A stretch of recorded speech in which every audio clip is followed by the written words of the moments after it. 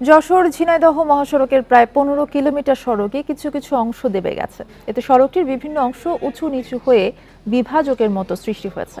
ফলে যান চলাচল ব্যাহত হওয়ার পাশাপাশি ঘটছে দুর্ঘটনাও। সড়কের চুতুলিয়া, তেঁতুলতলা, বিষয়খালী, গড়িয়ালা, কয়ারগাছি, খয়েরতলা এবং কালীগঞ্জে অংশ সবচেয়ে বেশি বেহাল।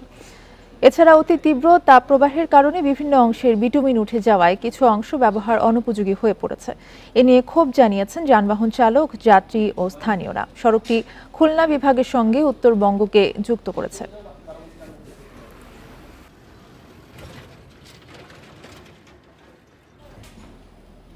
বিকাশে কম খরচে ক্যাশ আউটের লিমিট বেড়ে 50,000, প্রিয় এজেন্টও 2টা। এ নিয়ে আরো জানাতে যশোর থেকে আমাদের সাথে আছেন সহকর্মী জিয়াউল হক। জিয়াউল হক, এই সড়কের বর্তমান অবস্থা নিয়ে একটু জানাবেন এবং এত বেহাল দশা হওয়ার পরেও যেখানে যানবাহন চলাচল ব্যাহত হচ্ছে, দুর্ঘটনাও ঘটছে, কর্তৃপক্ষের পক্ষ থেকে আসলে এই সড়কটি বিনির্মাণে কোনো ব্যবস্থা কেন নেওয়া হচ্ছে না?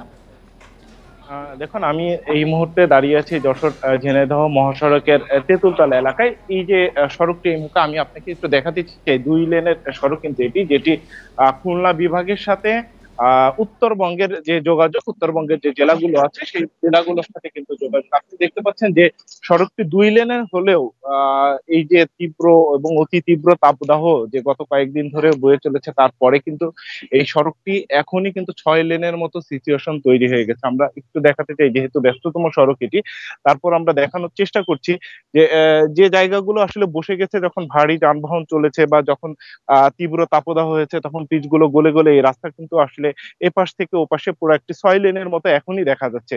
আপনি যে এই মুহূর্তে যে মিশুকটি আসছে দেখতে পাচ্ছেন, এই মিশুকটি সহ অন্যান্য যে সমস্ত যানবাহন গুলো চলেছে, আমরা দেখেছি যে এই যানবাহন গুলো কিন্তু আসলে স্বাভাবিকভাবে চলতে পারেনি, যেহেতু 6টি লেনের মতো হয়ে গেছে এবং 6টি জায়গায় সড়কের একটি জায়গাতেই কিন্তু 6 জায়গায় উঁচু আমরা দেখতে পাচ্ছি 2 লেনের সড়কটি, যেখানে এখানে বড় বড় গর্তও কিন্তু আমরা দেখতে পাচ্ছি, যে গর্তগুলোর কারণে প্রতিনিয়তই কিন্তু আসলে দুর্ঘটনা ঘটছে।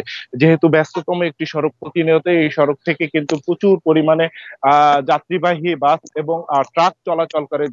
যেহেতু বেনাপোল স্থলবন্দর আছে, স্থলবন্দর আছে, এই স্থলবন্দরের থেকে যে সমস্ত গাড়িগুলো আসে মালামাল বোঝাই করে, সেই গাড়িগুলো কিন্তু এই সড়কটি ব্যবহার করে উত্তরবঙ্গে এবং ঢাকার সাথে, অর্থাৎ আরিচা ঘাট দিয়ে বা দৌলতদিয়া পাটুরিয়া ঘাট দিয়ে যখন এই গাড়িগুলো যায়, এই সড়কটি কিন্তু আসলে মূলত তারা ব্যবহার করে। এবং যেহেতু এখানের এই রাস্তার বেশ কয়েকটি স্থানেই এ ধরনের আমরা দেখতে পেয়েছি যে দেবে যাওয়ার কারণে সেখানে কিন্তু বড় বড় খাদের তৈরি হয়েছে, বড় গর্তের তৈরি হয়েছে, এবং এটি যখন আসলে ক্রসিং হচ্ছে, ঠিক ক্রসিং মুহূর্তে কিন্তু ঘটনাগুলো বেশি ঘটছে। এমনকি স্থানীয় যারা আছেন তারা আমাদের ধন্যবাদ আপনাকে। জিয়াউল হক আমাদেরকে জানাচ্ছিলেন যশোর থেকে।